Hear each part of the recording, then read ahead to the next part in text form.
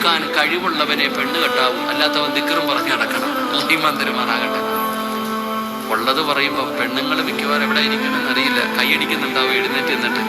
ആദ്യമായിട്ട് ഒരു ചങ്ങാതി ഇങ്ങനെ വഴുത പറയണേ, എടോ ഭാര്യയ്ക്ക് ചെലവിന് കൊടുക്കാൻ കഴിവുള്ളവൻ എന്ത് ചെയ്യാവും?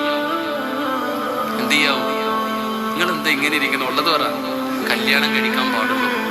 നിനക്ക് തുണി കഴുകി തരണമെന്ന് നിർബന്ധമുണ്ടോ? ഭർത്താവിന്റെ തുണി ഭാര്യ കഴുകി കൊടുക്കണം നിർബന്ധമുണ്ടോ? ഭർത്താവിന് ചോറ് വെച്ച് കൊടുക്കണം നിർബന്ധമുണ്ടോ? നിന്റെ മക്കളെ നോക്കണം നിർബന്ധമുണ്ടോ? നിന്റെ വാപ്പായ്ക്കും ഉമ്മായ്ക്കും വെച്ച് വിളമ്പി തരണമെന്ന് നിർബന്ധമുണ്ടോ? വീടടിച്ചു വാരണം, പരിസരം വൃത്തിയാക്കണമെന്ന് നിർബന്ധമുണ്ടോ? ഒരു നിർബന്ധവും ഇല്ല. നീ വേണമെങ്കിൽ ആളെ നിർത്തിയിട്ട് ചെയ്തു കൊടുക്കണം. അല്ലാഹു തരുമാറാകട്ടെ. ഇതൊക്കെ ചെയ്യാൻ ആളെ നിർത്തണം. എന്നിട്ട് നീ ഓളെ നേരെ കിടന്ന് ചാടാ.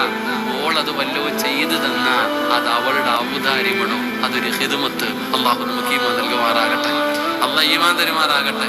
എന്നിട്ട് നിന്റെ മുമ്പിൽ വന്നിട്ട് കാക്ക റീചാർജ് ചെയ്യാൻ പൈസ ഇല്ല, കാക്ക തുണി വേണം കീറിയിക്ക, ഇങ്ങനെ നടക്കാ പുറകില്. ഓൾക്ക് ആവശ്യപ്പെട്ടത് പോലും കൊടുത്തില്ല, അർഹതപ്പെട്ടത് പോലും കൊടുക്കുന്നില്ല.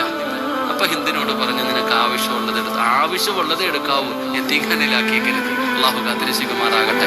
നിങ്ങൾ എന്തിനാ പേടിക്കണം? നിങ്ങൾ കൊടുക്കണവരല്ലേ, ഫോൺ എടുക്കൂല. കൊടുക്കാത്തവനല്ലേ പേടിക്കേണ്ട കാര്യമുള്ളൂ. അപ്പൊ ഞാൻ പറഞ്ഞു